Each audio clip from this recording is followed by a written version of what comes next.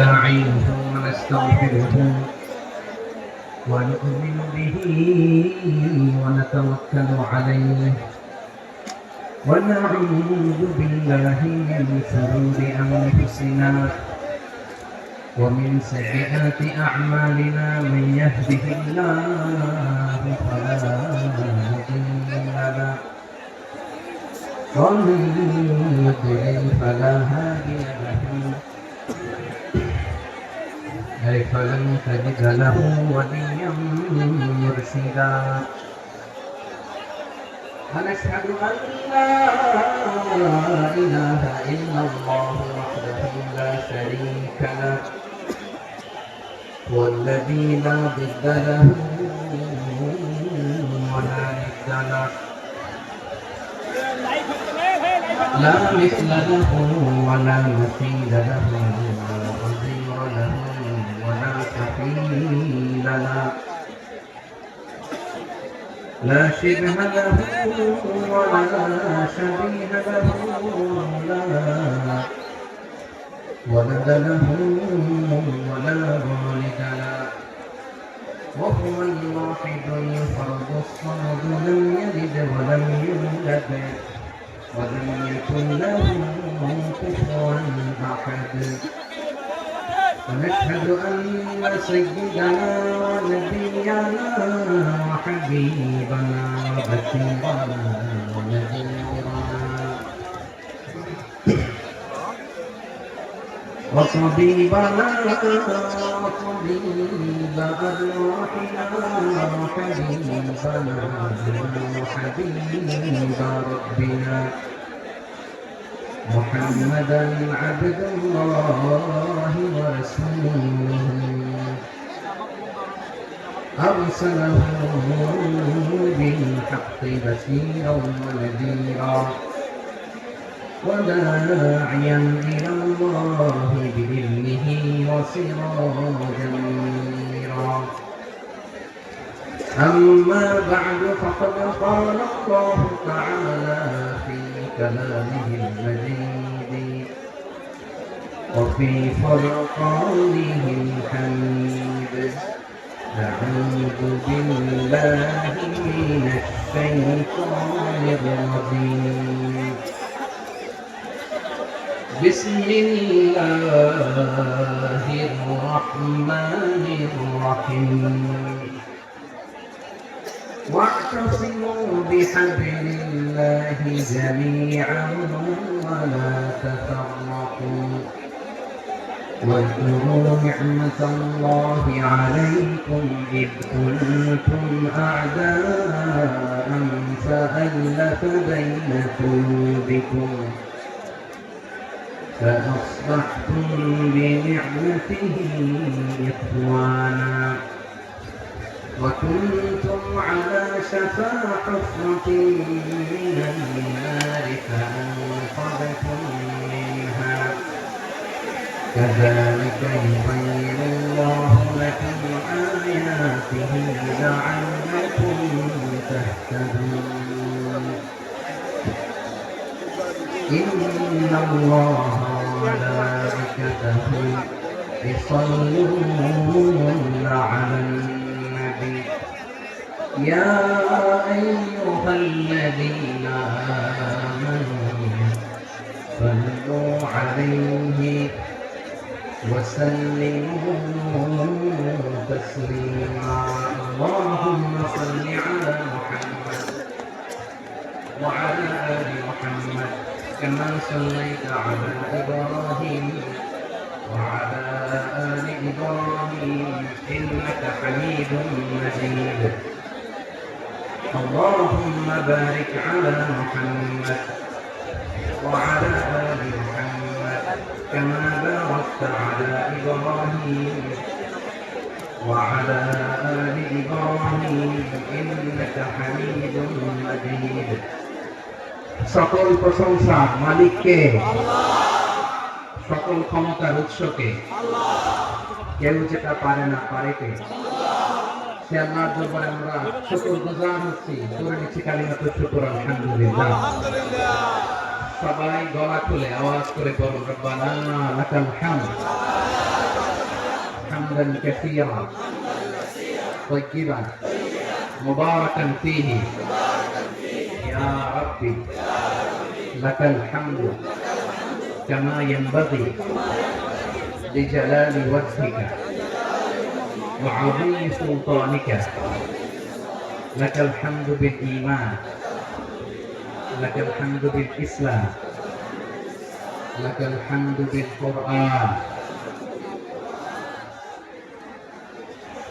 মরহুম মাওলানা শহীদুল্লাহ স্মৃতি সংসদ ও পেকুয়া সমাজ উন্নয়ন পরিষদের যৌথ উদ্যোগে আয়োজিত আজকের এই অষ্টম তাফসীর কোরআন মাহফিলে সম্মানিত সভাপতি, প্রধান অতিথি, বিশেষ অতিথি, মঞ্চ উপবিষ্ট মেহমানবৃন্দ এবং দেশ বরেণ্য প্রথিতযশা ওলামায়ে কেরাম যারা সকল দর্শক থেকে আজকে এই বিশাল তাফসীর কোরআনের ময়দানে আলোচনা করেছেন, আমি সবার প্রতি কৃতজ্ঞতা, অভিনন্দন, মোবারকবাদ জানিয়ে শুরু করছি।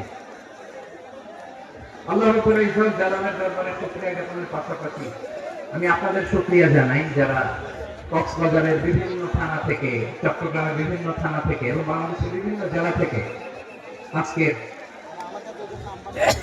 আমাদের এই প্রোগ্রামে প্রায় দীর্ঘ 5 বছর পর যে তাফসীর কোরআনের প্রোগ্রাম দিয়ে এবছর আমরা প্রোগ্রাম শুরু করছি, সেই প্রোগ্রামে আপনারা জয়েন করেছেন। আপনাদের সবাইকে অন্তরের অন্তঃস্থল থেকে শুভেচ্ছা জানাই।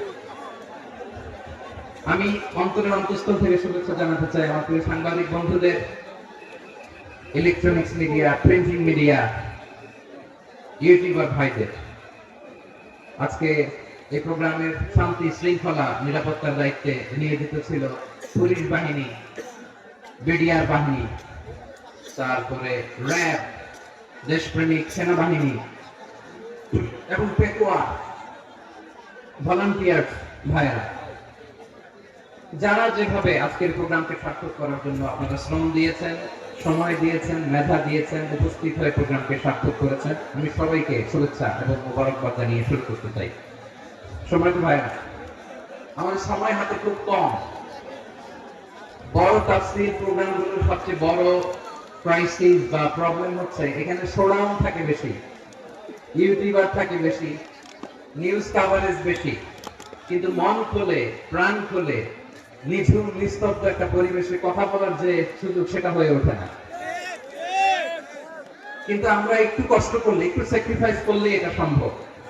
আমি শুরুতে হাত জোর করে আল্লাহর ওয়াস্তে আপনাদেরকে চুপ থাকতে বলেছি। কোন ভলান্টিয়ার্স আপনাকে বলবে না, একজন আরেকজনকে বলবে না, একে অন্যকে বলার দরকার নাই, থামো, সরো, জায়গা নাই, কিছু বলার দরকার নাই, শুধু চুপ থাকতে হবে মেহেরবানি করে কয়েকটা মিনিট। আল্লাহর ওয়াস্তে যদি মেহেরবানি করে চুপ থাকতে পারেন, কয়েকটা কথা শেয়ার করবেন ইনশাআল্লাহ। এই দিকে চুপ হয়ে গেছে মাশাআল্লাহ, এই দিকটাতে আল্লাহর ওয়াস্তে ধাক্কা ধাক্কি জায়গা না হলে পেছনে চলে যাও। আমাকে দেখা লাগবে জরুরি না তো, এলইডি আছে, ওখানেও দেখা যাবে, ওখানে চলে যাও। ধাক্কা ধাক্কি করে ঘেমে ঘর্মাক্ত হয়ে কি একটা কঠিন অবস্থা। শীতের সিজন মনে হয়, আমি তো ঘামতেছি, ফ্যানটা বাড়াই দিতে হবে, ঘামতেছি টোটালি। র্যাবের ভাইয়েরা কি পরিমাণে কষ্ট স্বীকার করেছে আমাকে এখানে উঠাতে, যে এটা বলে বোঝানোর মতো না। তো আমাদের দেশের ভাইয়েরা ইমোশনাল, আবেগী, অনেক আবেগ দিয়ে অনেক কিছু আমরা হারাই, ভুল করি, আমরা বুঝি না, লং রানে আমরা চিন্তা করতে পারি না। একটা নিঝুম নিস্তব্ধ পরিবেশ যদি দেওয়া যেত, কথা বলতে পারতাম, লক্ষ লক্ষ কোটি কোটি মানুষ, সারা পৃথিবীর মানুষ এটা শুনতো, মানুষের মন, মস্তিষ্ক, চিন্তা, মননে পরিবর্তন আসতো। কিন্তু ধাক্কা ধাক্কি করে আসতে আসতে আমাদের মাইন্ড ডিস্টার্ব হয়ে যায়। কিছু বুলেট পয়েন্ট সাজিয়ে নিয়ে আসছে, যেটা বলবো এটা ব্রেন থেকে হারিয়ে যায়, আর মনে রাখতে পারি না। জান নিয়ে তো টানাটানি, মনে রাখবো কি? জান নিয়ে টানাটানি। তো যদি আমরা প্রতিটা বড় বড় পাবলিক ইভেন্টে যদি এরকম করি, আমাদের পক্ষে কি ময়দানে কথা বলা সম্ভব হবে? বাধ্য হয়ে পরে ফেসবুকে ঘোষণা দিব যে আমি আর তাফসীর মাহফিলে নাই, আমি মসজিদের হালাকা করবো, 20 জন নিয়ে আমি দাওয়াতি কাজ করবো, যথেষ্ট গুড না। এটাই আপনারা চান নাকি? এটাই চান? তো একটু মেহরবানি করে চুপ করা যাবে না, জায়গা না হলে পেছনে চলে যান। কিন্তু যারা থাকবেন চুপচাপ, আওয়াজ করা যাবে না। আল্লাহর ওয়াস্তে অনুরোধ করার পরে যদি এটা ভায়োলেট করেন, জবাব দিতে হবে আল্লাহর কাছে। খবরদার, আল্লাহর ওয়াস্তে বলছি, আওয়াজ করা যাবে না। ভাইরা, এইভাবে আলোচনা করা যায় না, মেহরবানি করে আওয়াজ করবেন না। আমার দিকে তাকান, আজকে যে টপিকটা নিয়ে আমি আপনাদের সামনে কথা বলবো সেটা হচ্ছে আমাদের ধর্মীয় জীবনে, সামাজিক জীবনে, রাষ্ট্রীয় জীবনে ঐক্যবদ্ধ থাকার গুরুত্ব। The importance of unity in our life. আমরা ঐক্যবদ্ধ থাকতে চাই কি চাই না? এই আপনাদের বলার আওয়াজ। আমরা ঐক্যবদ্ধ জীবন যাপন করতে চাই কি চাই না? চাই। ঐক্যের কোনো বিকল্প নাই। গত 50 বছর তো দেখেছি এই ডিসইউনিটি, অনৈক্য, বিভেদ, বিচ্ছিন্নতা আমাদেরকে কোথায় নিয়ে গিয়েছে। এই যে দেখেন কিছুদিন আগে আমাদের বর্তমান নেতা ডক্টর ইউনূস, উনি সব রাজনৈতিক নেতৃবৃন্দদেরকে ডেকেছেন একটা ইস্যুকে কেন্দ্র করে। তার মানে গোটা বাংলাদেশ এক হয়ে গিয়েছে। আমরা সবাই উদ্বেলিত হয়েছি, উচ্ছ্বসিত হয়েছি, ঠিক কিনা বলেন? রাজনৈতিক নেতাদেরকে ডেকেছেন উনি, আমরা এক হয়েছি। এরপর ধর্মীয় অঙ্গনের যে লিডাররা, বিভিন্ন ধর্মের, শুধু মুসলিম না, সবাইকে ডেকেছেন, আমরা ঐক্যবদ্ধ হয়েছি। এটাকে বলে ন্যাশনাল ইউনিটি, জাতীয় ঐক্য। যে কোনো ধরনের কনস্পাইরেসি, ষড়যন্ত্র, আধিপত্যবাদ মোকাবেলায় জাতীয় ঐক্যের চেয়ে মোক্ষম হাতিয়ার আর নাই। আমাদের একটা প্রতিবেশী দেশ আছে, আমরা আমাদের দেশ নিয়ে যত ভাবি তারা তার চেয়ে বেশি ভাবে। কথা বুঝতেছেন না? আরো ভেঙে বলতে হবে। হ্যাঁ, আমরা আমাদের দেশ নিয়ে যত উদ্বিগ্ন, এদের আরো টেনশন বেশি। বলেন আমাদের দেশে শান্তি আছে না নাই? আমরা হিন্দু মুসলিমে কখনো দাঙ্গা লাগে? আসতে বলেন কেন লাগে? ওদের পূজা পার্বণে আমাদের মাদ্রাসার ছেলেরা যে পাহারা দেয়, চিল্লায় বলেন ঠিক কিনা? আমাদের তাফসীর মাহফিলের সময় ওরা ডিস্টার্ব করে, ঢোকা যায় না। ওদের পূজা পার্বণের সময় আমাদের তাফসীর মাহফিলের ডেট হলে আমরা চেঞ্জ করে দেই। সুবহানাল্লাহ, কি সাম্প্রদায়িক সম্প্রীতির রোল মডেল। আর ওই বাংলাদেশের ব্যাপারে তারা অনেক ডিসইনফরমেশন ছড়াচ্ছে। ভারতের অনেকগুলো গণমাধ্যম, আমি জেনারেলাইজ করবো না, আমাদের প্রতিবেশী দেশের সব গণমাধ্যমকে আমি দোষ দিতে চাই না। অনেকগুলো গণমাধ্যম তারা ডিসইনফরমেশন শেয়ার করেছে।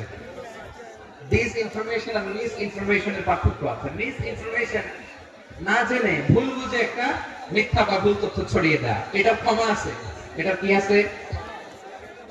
আর ডিসইনফরমেশন মানে ইচ্ছা করে, প্ল্যান করে, ম্যাপ করে, ছক এঁকে মিথ্যা, গুজব, রটনা সোশ্যাল মিডিয়ায় ছড়ানো, এটা ক্ষমা আছে? আওয়াজ করে বলেন ক্ষমা আছে? ভারতের কিছু গণমাধ্যম তাই করেছে।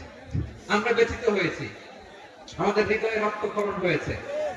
আমাদের প্রতিবেশী দেশকে বলতে চাই, আমাদের দেশ নিয়ে আপনাদের ভাবার দরকার নাই। নিজের চরকায় তেল দেন,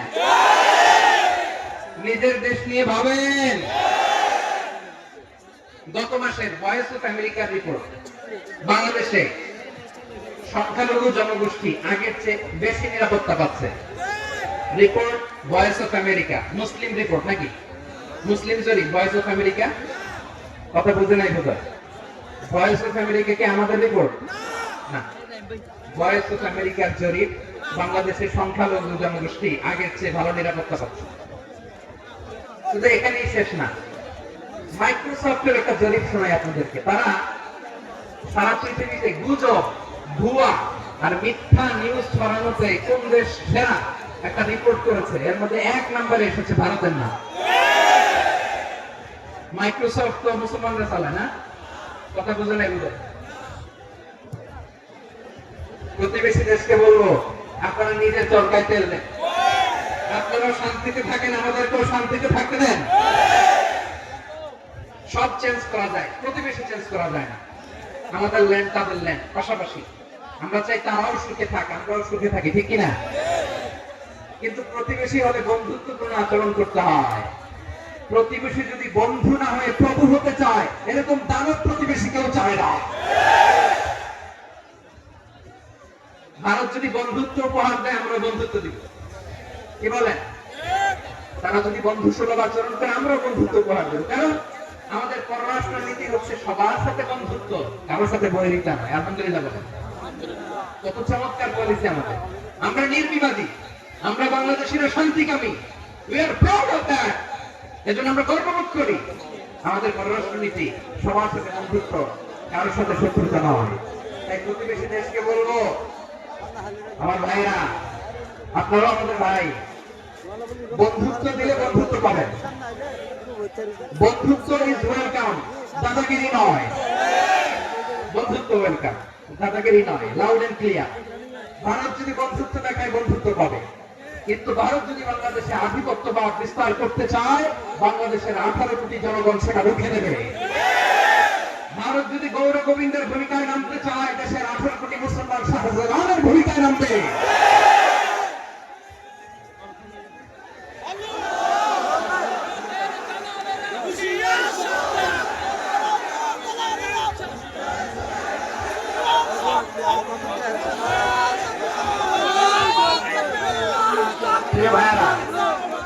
আমরা বন্ধুত্ব বিশ্বাসী, শত্রুতায় নয়, ঠিক কিনা বলেন?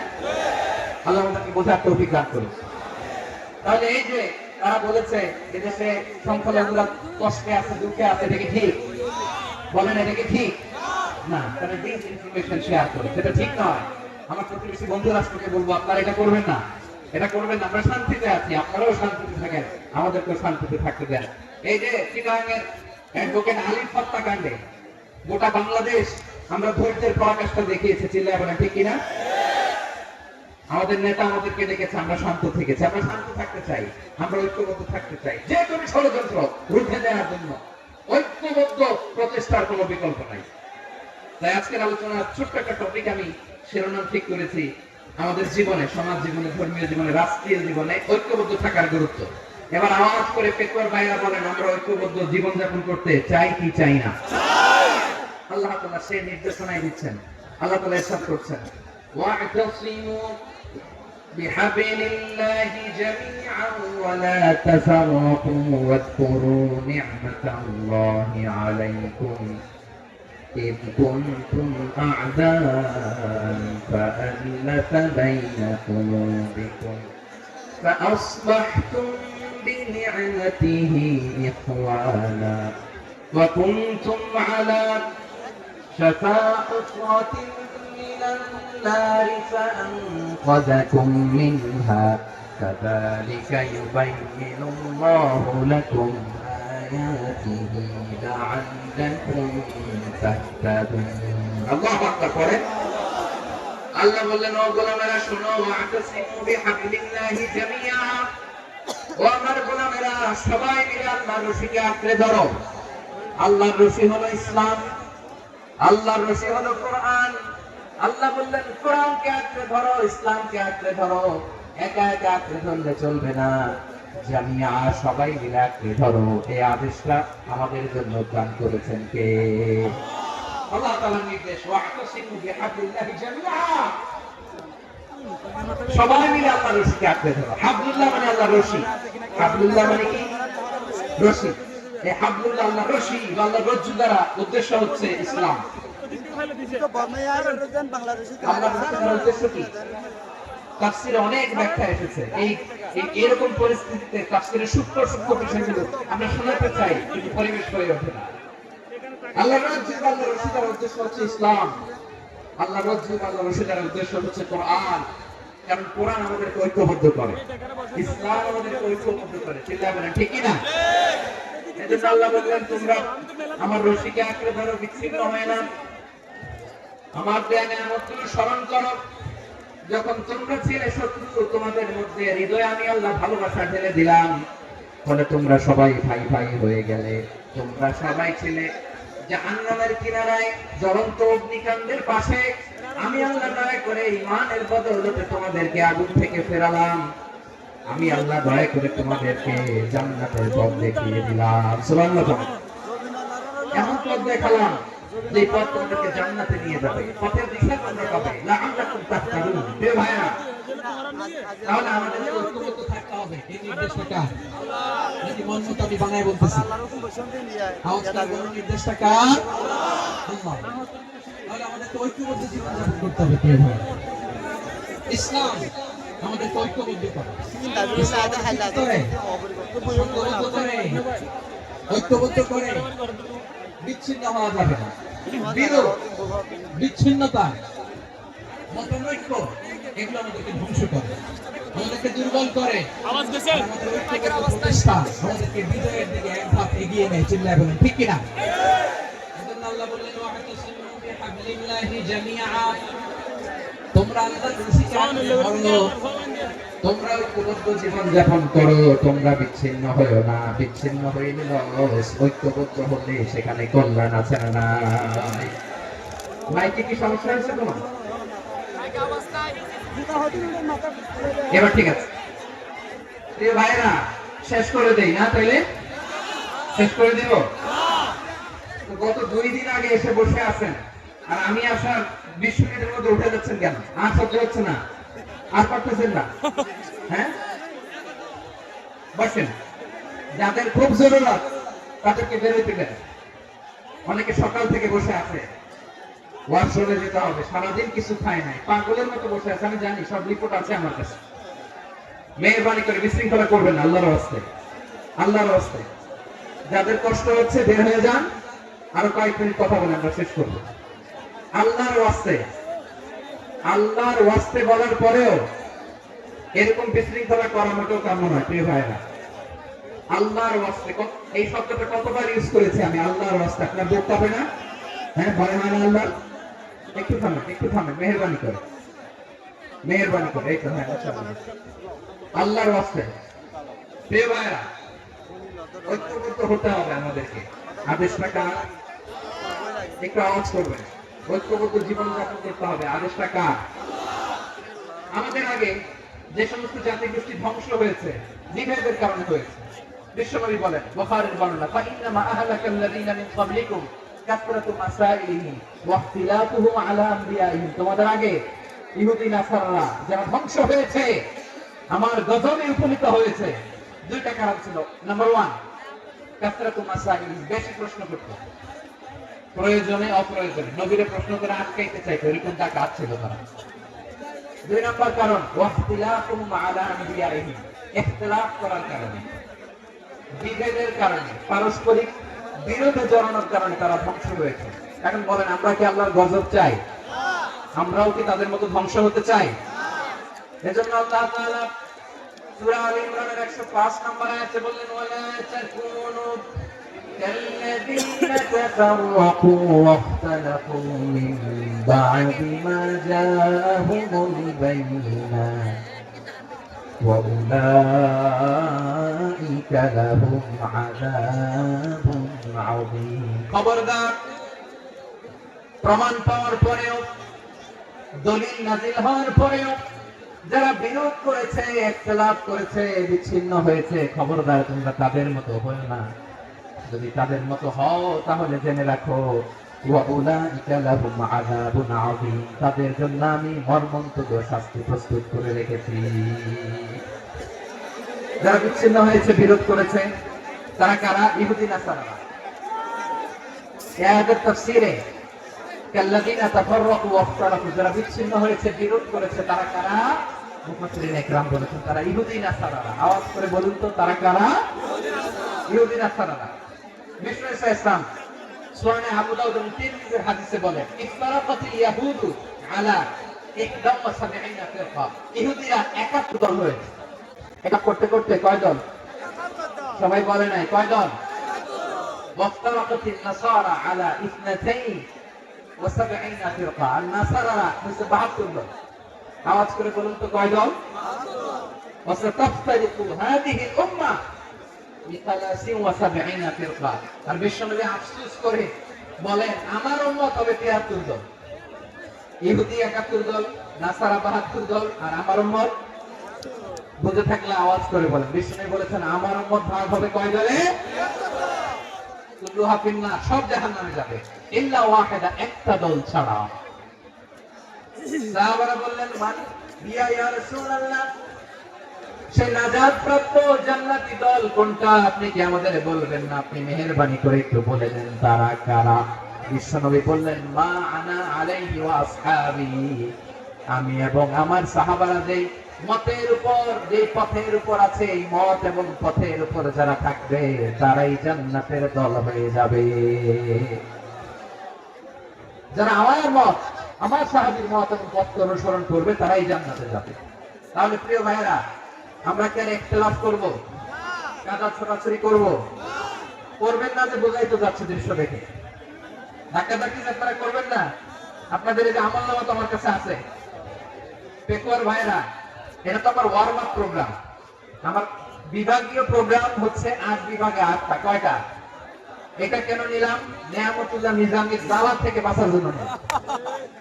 ওর জ্বালাতনে ও পারে না মালয়েশিয়া থেকে আমরা টেনে নিয়ে আসি, চার্টার ফ্লাইট ভাড়া করে পারে না নিয়ে আসি। এমন কোন মাধ্যম নাই, এমন কোন ওয়ে নাই সে ধরে নাই। আর তার কাছে আমার কাছে তার দাবিও আছে, কারণ এর আগে 2-3 বার আসার কথা ছিল। কয়েকবার এসে এসে ফিরে গেছি, অনুমতি হয় নাই। এখন দাবার গতি পাল্টে গেছে, দাবার গতি পাল্টে গেছে। এক মাঘে শীত যায় না, কিন্তু আমরা স্মরণে রাখি না, ভুলে যাই। এটাই বড় আফসোস প্রিয় ভাইরা। তো এটা ওয়ার্ম আপ প্রোগ্রাম, এটা ওয়ার্ম আপ উদ্বোধনী প্রোগ্রাম, বিভাগীয় প্রোগ্রাম আমার জানুয়ারি থেকে শুরু। তো যা যা করছেন আমার সাথে পেকুয়াতে সব কিন্তু বয়ান দিব, ওই জায়গায় সব বলে দিব পেকুয়াবাসী কি করছে। আমি তো ভাবছি পেকুয়ার জেন জি, জেনারেশন জি আমাকে এমন ভাবে রিসিভ করবে, আমার কোনো ব্যাগ পেতে হবে না, কষ্ট পেতে হবে না। আমাকে স্মার্টলি তারা স্টেজে রিসিভ করবে, স্মার্টলি তারা সেফ এন্ট্রি সেফ এক্সিট দিবে। বাস্তবে তো উল্টা, একেবারে উল্টা। আমি জানি জায়গা নাই, ওই যে রেক্সে উত্তর রেডি আছে। আমি জানি যে ধারণ ক্ষমতার অনেক বেশি লোক হয়ে গেছে, এটা আমি জানি। ভালোবাসা কোনো আইন কানুন দিয়ে মাপা যায় না, এটা আমি জানি। এটা যে ভালোবাসার বহিঃপ্রকাশ, এটাও আমি বুঝি। ভালোবাসাকে আটকায় রাখা যায় না। এটা যে ভালোবাসার অগ্নি স্ফুলিঙ্গ, এটাকে কোনো কিছু দিয়ে দামায় রাখা যাবে না, এটা আমি টের পাই। এজন্যই মনকে বুঝতে যেটা ভালোবাসা। মেহেরবানি করে অল্প কয়েকটা মিনিট একটু সুশৃঙ্খল আমার সাথে থাকতে হবে, আল্লাহর ওয়াস্তে, আল্লাহর ওয়াস্তে। প্রিয় ভাইরা, তাহলে আমরা ঐক্যবদ্ধ জীবন যাপন করতে চাই, ঠিক কিনা বলেন? এবার বলেন ঐক্যের ভিত্তি কি? আমরা যে ঐক্যবদ্ধ হবো কিভাবে? সবাই বলে ঐক্য চাই, ঐক্যবদ্ধ হতে চাই, ঐক্যের ভিত্তি কি বলেন? ঐক্যের ভিত্তি হচ্ছে তাওহীদ। আওয়াজ করে বলতে হবে সবাই, ঐক্যের ভিত্তি কি?